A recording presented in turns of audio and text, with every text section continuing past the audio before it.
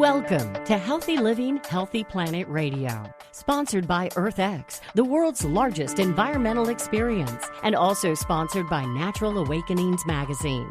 Live your healthiest life on a healthier planet. Now, here's your host, Bernice Butler. Welcome to Healthy Living, Healthy Planet Radio today. We are now in our third season, and we remain just as excited as ever to continue to help you explore and understand the unbreakable relationship between your health and the health of the planet.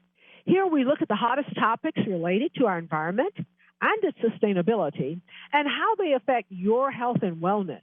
Here, issues like climate change, plastic pollution, extreme weather events, and others will meet up with everyday impacts like allergies and asthma, digestive issues and gut health, cancers, lung, and heart issues, and more. So listen in today as we talk to experts for today's show on Earth Day 2022, Invest in Our Planet. And we're going to look at that from the perspective of investing in our planet is investing in ourselves. Or should we say investing in your own health and your health care? Because health, of course, is inextricably linked to climate change. They tell us that in about 30 years, by 2050, that many U.S. cities are expected to experience more frequent extreme heat days like we had here in Dallas. In addition to Dallas, you look at New York, they say, and Milwaukee may have 3 times their current average number of days that are hotter than 90 degrees. So high temperatures are also strongly associated with ozone exceedance days, which we have habitually in the summer and are about to get started on that here in North Texas, as are some other areas across the country. The adverse health aspects related to climate change can include things such as heat-related disorders like heat stress, and then there are economic consequences like reduced ability or capacity to work. There are respiratory disorders, including those that are just made worse by air pollution and airborne allergens, such as asthma. And then there are infectious diseases, including some that are waterborne diseases. You also have food insecurity and mental health disorders, such as PTSD and depression, that are often associated with natural disasters. Substantial health and economic benefits across many sectors, though, can be associated with reductions in probably the biggest culprit in all of this, and that's fossil fuel combustion. It's been evident, really, over the past 20 years, and it definitely indicates that climate change can be associated with adverse health outcomes. And we're getting more and more precise about that as time goes on. And it's good to see the increasing numbers of increasingly louder doctors and other healthcare professionals who are speaking out and trying to educate people about the health impacts of climate change, as are we here on Healthy Living, Healthy Planet Radio. In fact, climate change affects the social and environmental determinants of health, which, of course, are clean air, safe drinking water, and sufficient food and shelter. Also, between 2030 and 2050, climate change is expected to cause additional deaths per year from disease and other things associated with heat stress. The direct damage cost to health is estimated to be between $2 to $4 billion a year in about 10 years, is what they're thinking. And areas with weak health infrastructure, which is mostly in rural areas and then in developing countries, they're going to be the least able to cope. And then reducing emissions of greenhouse gases through better transportation, food, and energy use choices can indeed result in improved health, particularly through reduced air pollution. And we're going to talk about all of this in terms of looking at it as an investment in our planet, an investment in climate change. But our health is the lens we want to look at that through, because that affects everybody. And climate change actually is already impacting health in a number of ways, including by leading to death and illness, as we talked about, and increasingly from frequent extreme events. Again, as we talk about every month on Healthy Living, Healthy Planet Radio, such as extreme weather events like heat waves and storms and floods, as well as increases in what they call zoonosis, maybe animal-borne diseases, and also looking at increases in mental health issues. As well, climate change is undermining many of the social determinants of good health, as we talked about before. So what we want to look at a little bit today is how our investment in planet or climate change can reap benefits mainly for health, but also we want to look at how it can reap benefits for our economy, for our social and cultural fabric, as well as mental and emotional well-being. Now, this is a lot, but Earth Day 2022 really dictates that we begin to look more deeply at these things. But here today to help us unpack some of this is Jeni Miller.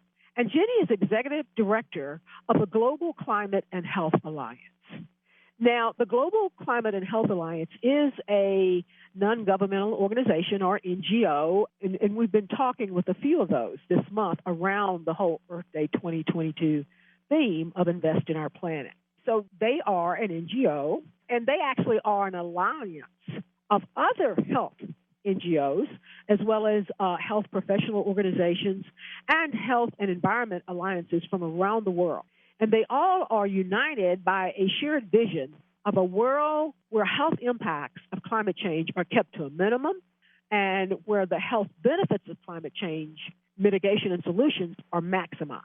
And Jeni is their CEO, and as such, she leads the coordination of the joint efforts of national, regional, and international health organizations whose members and partners are addressing climate change in some way. And the Alliance works to minimize the health impacts of climate change and, again, to maximize the benefits. And they do this through a number of ways, primarily leadership and advocacy. And so Jeni currently serves also as the immediate past chair of the environment section of the American Public Health Association. So we're very excited for her to be here today to help us look at investing in our planet and the benefits it reaps, particularly as it relates to health. Welcome, Jeni, and did I get all of that right? Yes, you did. Thank you so much, Bernice. I'm very pleased to be here.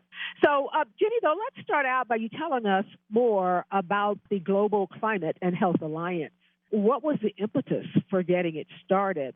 And most importantly, how does what you all do and what you all have accomplished affect just ordinary people in their everyday lives? Can you connect those dots for us as you tell us about y'all's work?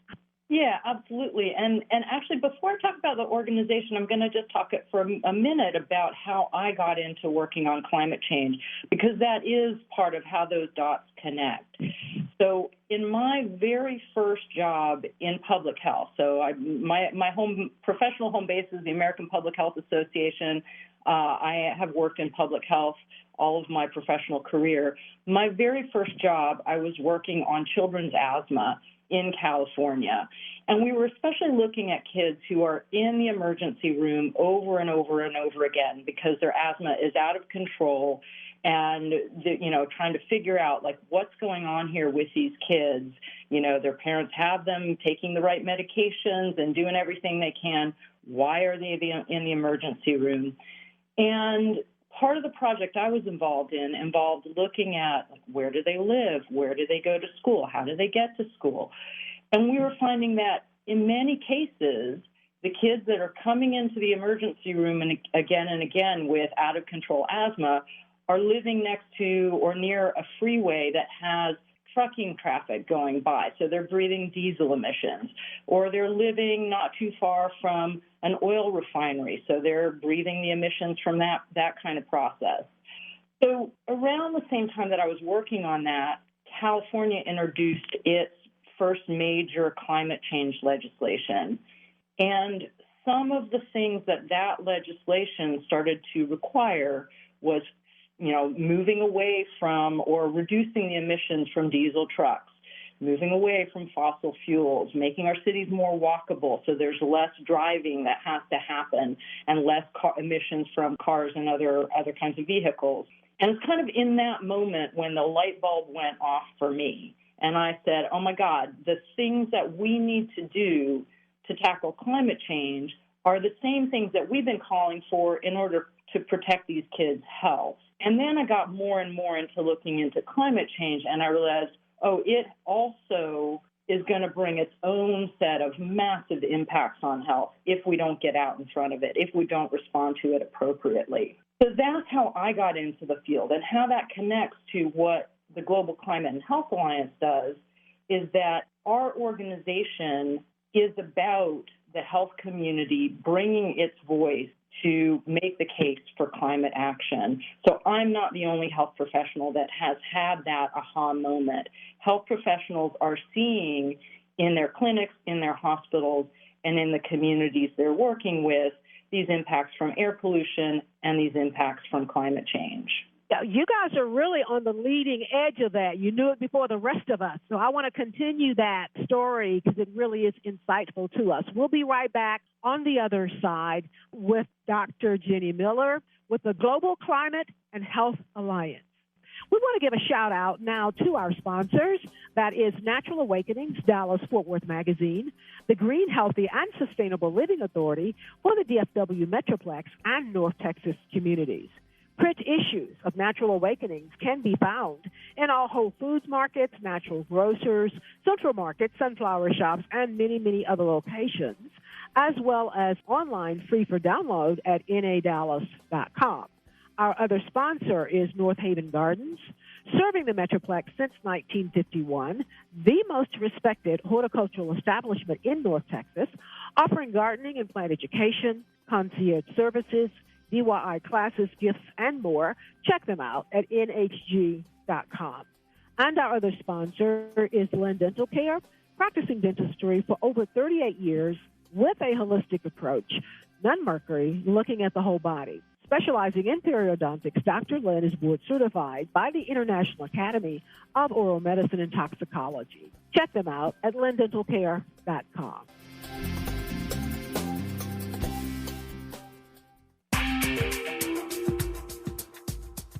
Welcome back to Healthy Living, Healthy Planet Radio, to today's show about Earth Day 2022. Invest in our planet, invest in ourselves, invest in our health.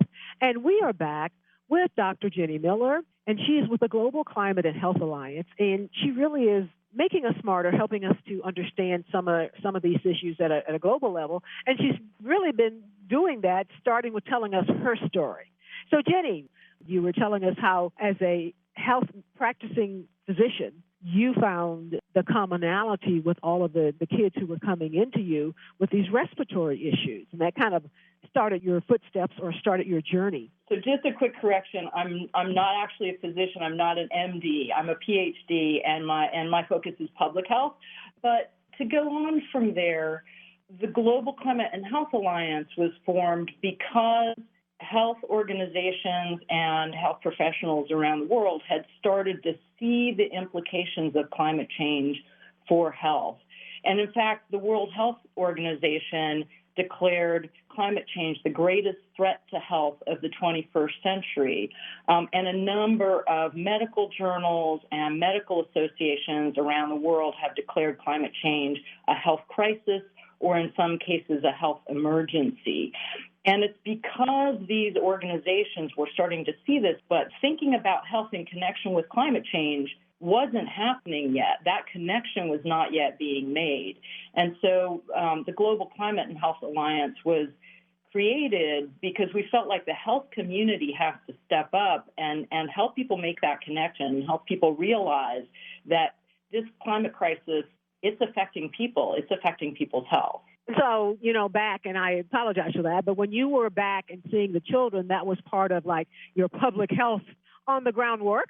And I don't think people realize that public health professionals really are, do a lot of that work where you're doing that research, that outreach, connecting those dots. That's right. And some of that work involved looking at what are the policies that enable, communities to be healthier, and how do you make sure that you talked earlier about the social determinants of health.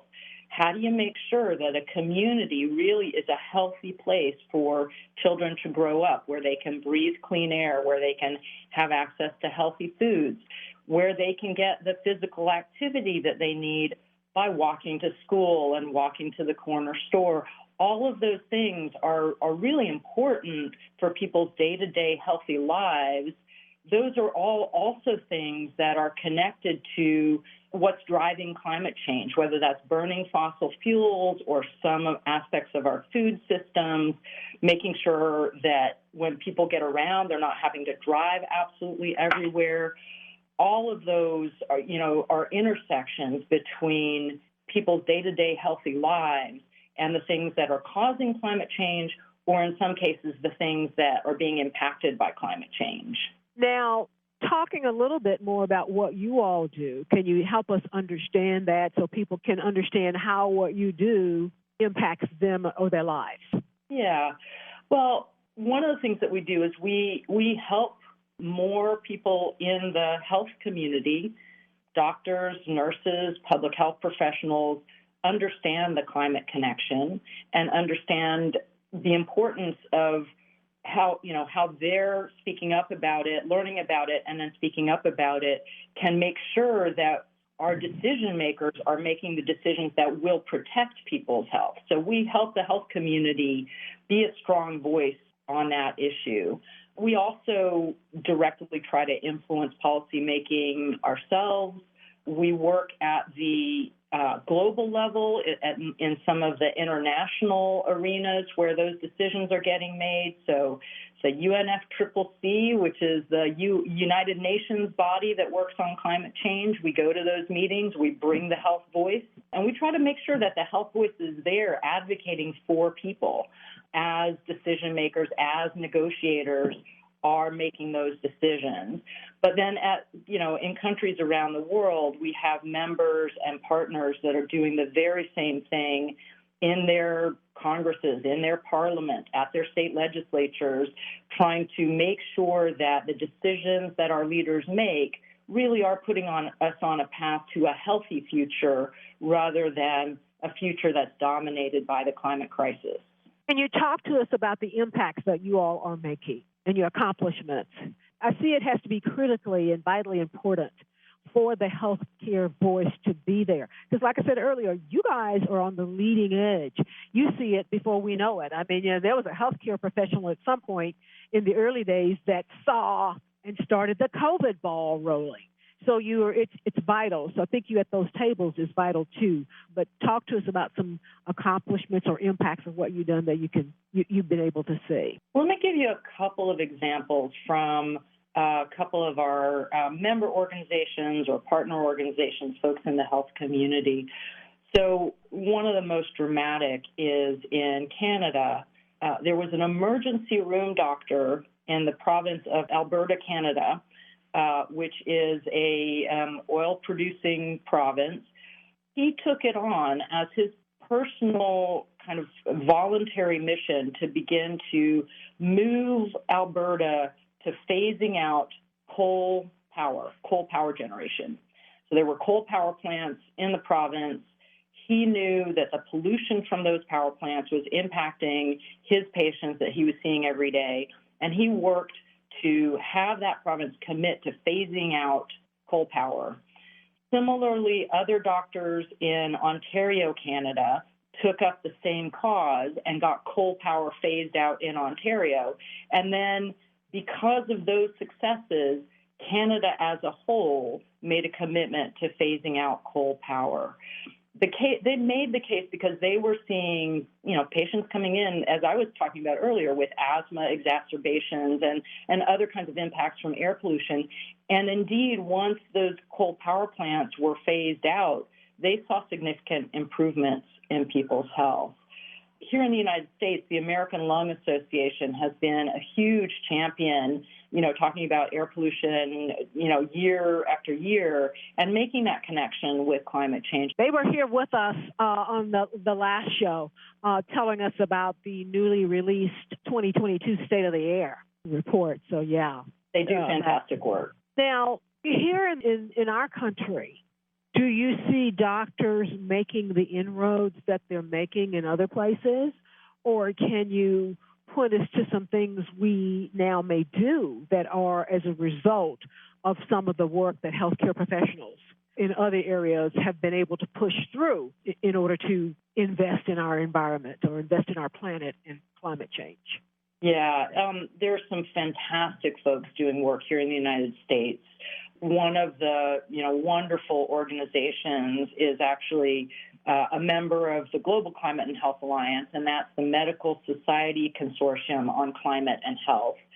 And they are a consortium or a network that has, I don't know how many members they have now, but all of their members are medical associations. So they've got quite a number of medical associations that came together and said, we want to be voices on climate change for the same reason. We're seeing the impacts on our patients. We know the benefits of taking action on climate change. And the Medical Society Consortium regularly weighs in on federal policymaking, taking positions where they need to push for decisions that benefit people's health by protecting them from climate change.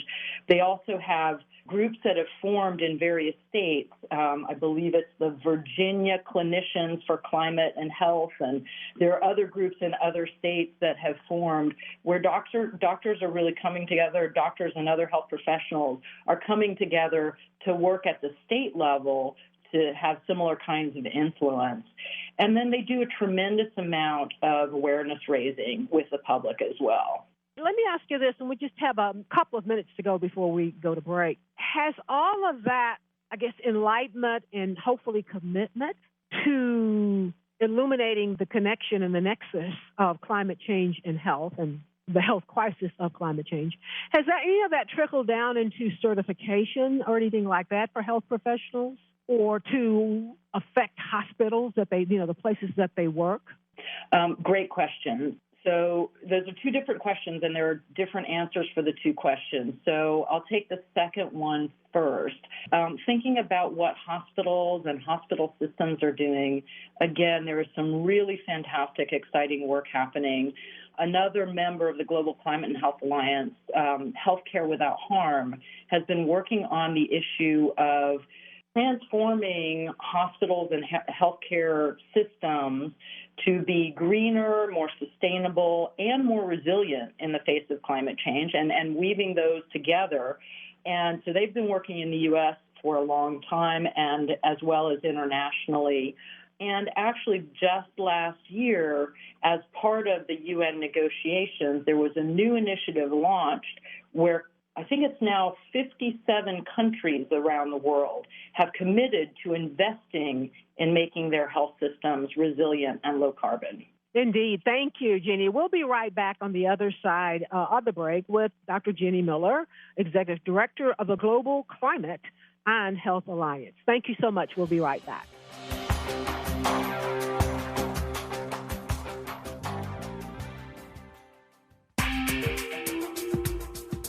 Welcome back to Healthy Living, Healthy Planet Radio, to today's show on Earth Day 2022. Invest in our planet, invest in ourselves. And we are back with Jeni Miller, and she is with the Global Climate and Health Alliance. And that is a group of healthcare professionals around the globe, as well as other related organizations or healthcare professional organizations and associations, but it basically is the healthcare industry, one of their engines. And they are an advocacy organization, and the relationship between healthcare and climate is a burning issue with them. And so Jeni is helping us understand a lot of what they're doing.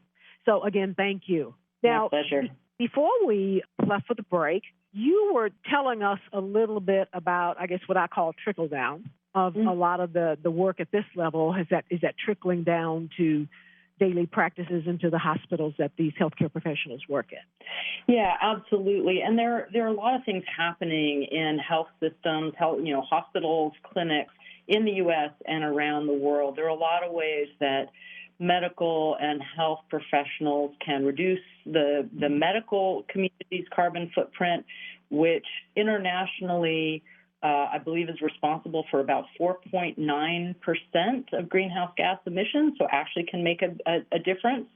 And then hospitals are often massive anchor institutions in every community and have a lot of influence not only with what they do themselves, but in the supply chains of, the materials that they get and the, food and the energy and all of that. So when healthcare systems and hospitals make changes to reduce their, to purchase clean energy, to reduce their waste, to change their patterns of care to make them more efficient, even while protecting quality of care, it really can have a big influence.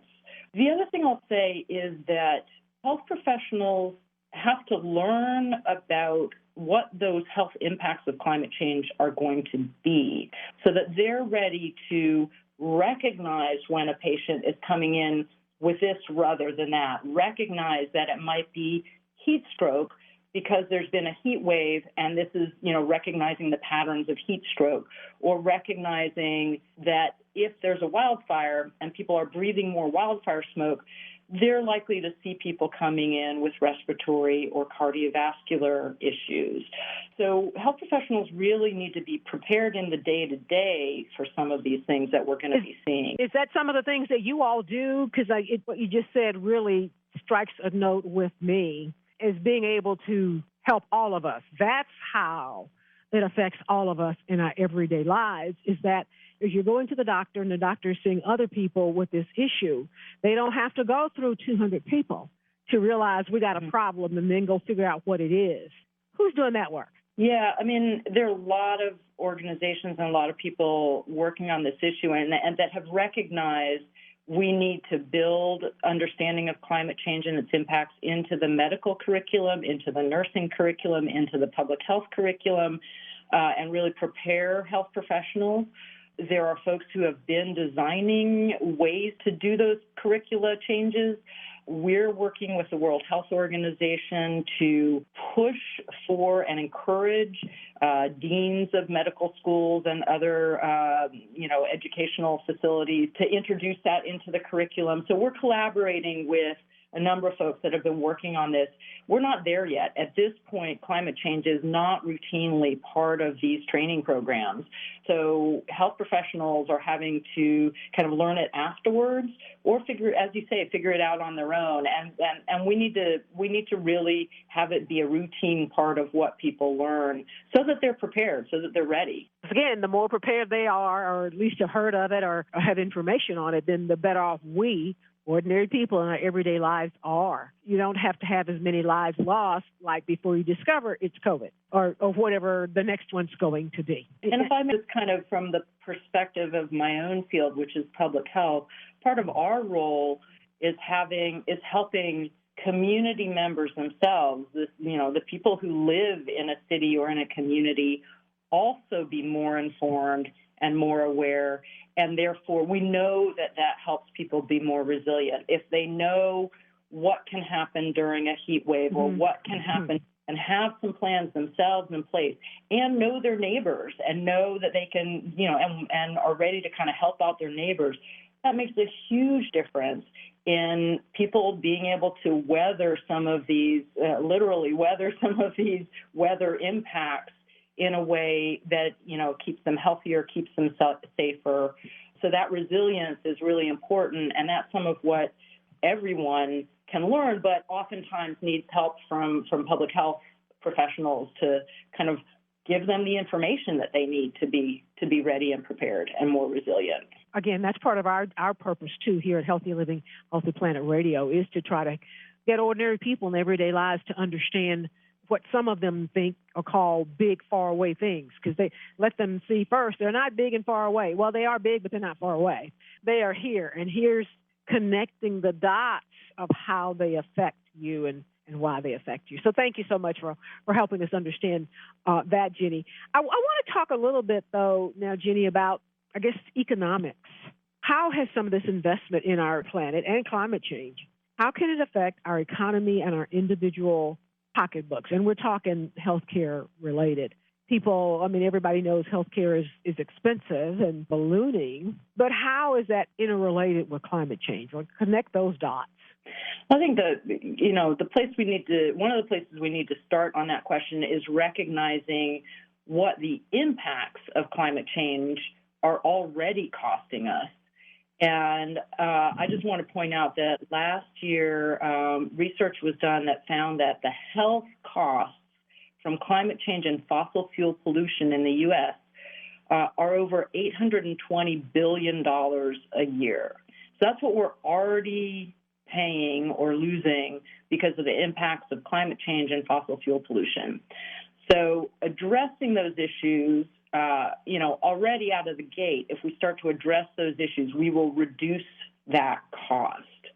There's a lot of work that needs to be done on this still. People are actively currently researching what are those cost benefits of making these investments addressing climate change.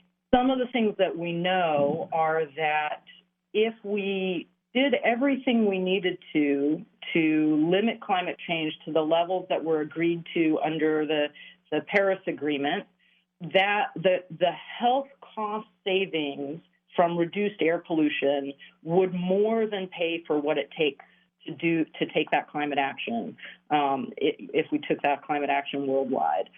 Some of the countries that have significantly worse air pollution than the U.S. would really see those benefits locally and immediately in their country and would be, able to offset the costs of mitigating climate change. But even here in the U.S., I think one of the things that people don't know about air pollution is scientifically, there's no safe level. So even though air pollution is a lot lower here than in some place like India or even China, we are still feeling the health impacts of air pollution, and we could benefit from investing in taking action on climate change and seeing the reduced air pollution from that. And that would offset some of the costs of doing that. So we can save some of that $820 billion impact by taking the actions we need to be taking.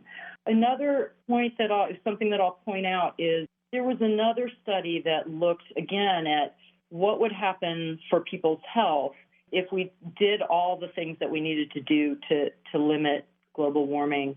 And they modeled what would happen in 9 countries. The U.S. was one of those 9 countries, but they also had middle and low-middle income countries in the mix.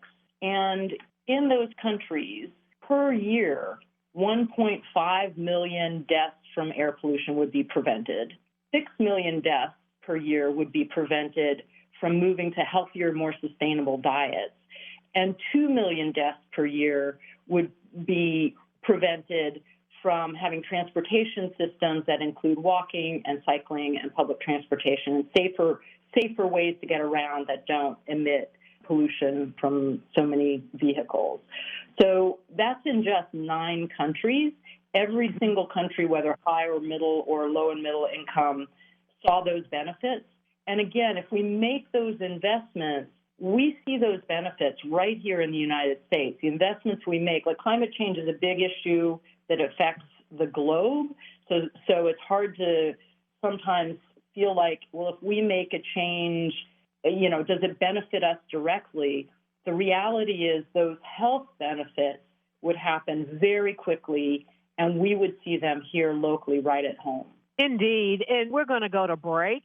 When we come back, I do want to talk about those health benefits some more and how people know them, see them, and can internalize them. We'll be right back on the other side of the break with Jeni Miller with the Global Climate and Health Alliance. Thank you so much. We'll be right back. We want to give a shout out now to our sponsors. That is Natural Awakenings, Dallas-Fort Worth Metroplex Magazine, the Green, Healthy, and Sustainable Living Authority for the DFW Metroplex and North Texas communities.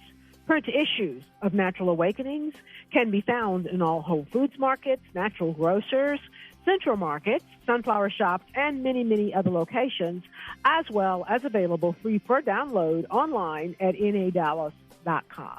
Check them out. Our other sponsor is North Haven Gardens, serving the Metroplex since 1951, the most respected horticultural establishment in North Texas, offering gardening and plant education, concierge services, DIY classes, gifts, and more. Check them out at nhg.com. And our other sponsor is Lynn Dental Care, practicing dentistry for over 38 years with a holistic approach, none mercury, looking at the whole body. Specializing in periodontics, Dr. Lynn is board certified by the International Academy of Oral Medicine and Toxicology. Check them out at lindentalcare.com. Thank you, sponsors.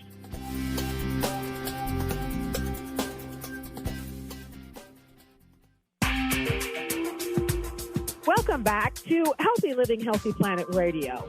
To today's show on Earth Day 2022, investing in our planet, and looking at that from the standpoint of investment in our planet is an investment in ourselves, particularly as it relates to the health of ourselves. And we are back with Jeni Miller with the Global Climate and Health Alliance. Thank you so much again for being with us, Jeni. You bet. A pleasure. Before, we were talking about economics, and you were giving us some pretty staggering numbers. So any sense of what the estimate would be, let's say individually? You know, as an individual on the average, healthcare included, what is my burden? That is a great question that I wish I had the answer to. It's a really tricky thing to figure out. You know, I don't know of research that's trying to break it down exactly to that level. What does it cost me out of my pocket day in, day out to deal with climate change for the health burden of climate change? That question has not been answered, but I think it's a really interesting way to think about it. What we do know is, what it's costing us as a society. Some of the burden of climate change is what we were just talking about. But how that shows up in our day-to-day lives, we know that when we have an extreme weather event, an extreme hurricane or storm with flooding, as, Houston sustained during Hurricane Harvey, or when we have the kind of crazy wildfires that we're now seeing in my home state of California and in many other places around the country, those extreme events not only directly affect people's health, but they also demand a massive response from, the firefighters and the emergency response personnel and all of those kinds of things. The physical structures are impacted. People are driven out of their homes. Many people that were impacted by the Paradise wildfire in California I think it was 2 or 3 years ago, I think some of them are still not back in their homes. I'm not sure about that, but I know it was a couple of years out. There were still people that were not back in regular, homes and housing. I imagine the same is the case with the folks up in going in Washington further north, that you've got wildfire refugees. And if you all haven't seen it already in California, I'm sure it exists. Yeah. We saw the same thing after Hurricane Katrina, which, of course, was another superstorm, extreme weather event that was aggravated by climate change, that drove masses of people from their homes, had devastating impacts, and some people never went back. We here in Texas are Katrina Central. I lived in Florida at the time, but my friends and relatives here in Dallas and Austin, they'd say, "Oh, it's a Katrina people." They would who are coming to our churches. They're filling our thises or filling our that. They could see and feel the impact of that increased population in Austin, in Dallas, in Houston. They could see and feel that migration. We don't have numbers to kind of quantify that in a per-person cost, but those kinds of impacts are things that every one of us in our communities are feeling the stress and the strain of those kind of impacts, even if, with open hearts, we welcome people into our community, or if we're among the refugees and having to flee to a new community, those are real impacts that people are feeling, and those bring costs with them. And of course, as with so many things, people who have a lot of resources can, respond to those things better. If you are, financially better off, you can, go find a new place to live and move someplace with a little bit greater ease. If you're low income, if you're kind of on the edge, it's going to be much harder, and it's going to affect your life much more severely. It affects everybody else's life, too. People who are not in those vulnerable classes also become affected. For example, the service workers, the essential workers, even during Katrina, they have no place to be, and so they have to migrate to another town. That leaves a lack of service in those areas they left, like we are all seeing across the country, across our nation, the mundane shortages that we're seeing. Paper, packers, everywhere. And a lot of that is, due to changes that happened during COVID.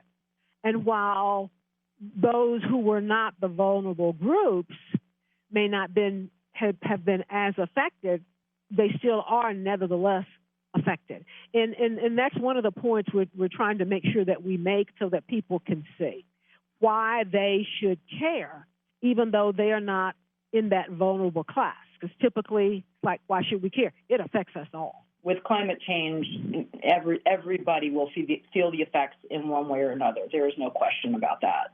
Right. The wildfires, the winds, they don't go by income or color.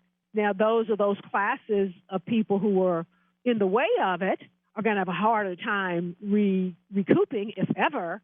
But there's no guarantee they would hit them anyway. They know none.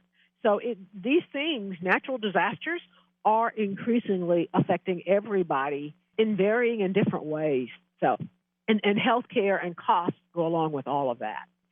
Now, back though to we were talking about being able to get a per person number for the economic burden of healthcare. I guarantee you somebody's working on it. I have no idea who, but I'm looking forward to that because that's something that would really get people's attention and make it really, really up close and personal. So, Jeni, I want to talk a little before our time is up about our societal and cultural impacts that we're seeing from climate change. What are those? What would you say the major societal and cultural impacts are, especially some that people that they may experience but may not really realize or pay attention to? Yeah.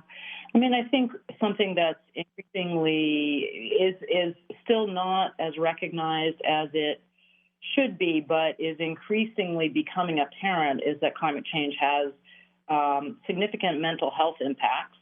And we're seeing increased anxiety across societies.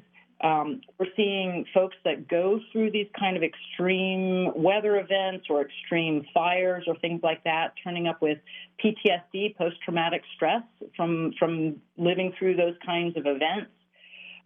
We're starting to recognize that during heat waves, mental health issues are aggravated. I don't know whether or not people understand the mechanism for that yet, but they're starting to see that in the research that heat waves kind of drive some mental health impacts. Societally and culturally, I think the kinds of displacement that we were just talking about is a big factor. People, having to leave their communities where they've grown up and have that kind of rootedness and culture, but also, and this actually connects to the mental health issue as well, there's a term that I learned only a couple of years ago. I don't know how long it's been around. It's called solastalgia, and it's a word that a kind of grief that you have because of environmental change. So you're seeing the place that you live, the land that you love, the community that you grew up in being impacted, the environment being impacted, and it's a loss, and it's a day-to-day loss. Like what you knew is going away. So those are some of those kinds of impacts. But I think a really important thing to emphasize is the positive benefits that we could see if we do make the investments in tackling this issue. And I would say that there are really potentially significant cultural and societal benefits to that investment. So if we make our cities more walkable, more bikeable, with green space, with, buildings that are designed to handle the weather and to reduce energy use. We'll have communities that, we could end up with communities that are more connected, more vibrant, with vibrant economic life, with good, neighbor-to-neighbor relationships. So we can make decisions that put us on that healthier path. Similarly, if we transition to clean energy, we can invest in clean energy jobs, have cleaner air, and have a better, brighter, healthier future. So there's a lot of it's not just solving a negative problem, but also potential for positive. Indeed, and I think that's kind of the point of looking at it that way. Investing in our planet is looking at, it's trying to drive people to do and to think about doing things that do save the planet, that do help to mitigate climate change, so that they see it, then we then reap the benefits of good health. But sometimes it takes them having to see what's going on to know we need to do better. There's benefits. It can be better. So certainly. And I love that I'm thinking I will hear more of that as we continue to have deep conversations with people involved in this solastalgia. Is that correct? Solastalgia, interesting. Thank you, though. We really appreciate you helping us unpack this a little, Jeni. It's a big subject, but you've made us smarter as it relates to that healthcare component. Because that's what we started. That's what we're all about, and I think that's what makes a big difference to ordinary people, makes them stand up and listen. So thank you so much. We have been with Jeni Miller today, who is with the Global Climate and Health Alliance, and we appreciate the work that you and the other NGOs who are part of your group are doing to advocate for the health connection with climate change. Thank you. My pleasure being here. Thank you so much, Bernice. Thank you. And thank you, listeners, for listening in today to Healthy Living, Healthy Planet Radio. The conversation starts here, but our goal is for it to continue in your home, in your social circles, your workplaces, at the water cooler, and in the grocery checkout line, so that we can all work together to realize that healthy living is simply not possible without a healthy planet. Our culture is a result of a trillion tiny acts taken by billions of people every day, like yourself. And each of them can seem insignificant, but all of them add up one way or the other to the change that we each live through. This is your host, Bernice Butler. Thank you, and join us again next week for more Healthy Living, Healthy Planet Radio, or listen in for past podcasts wherever you get your podcasts. Thank you.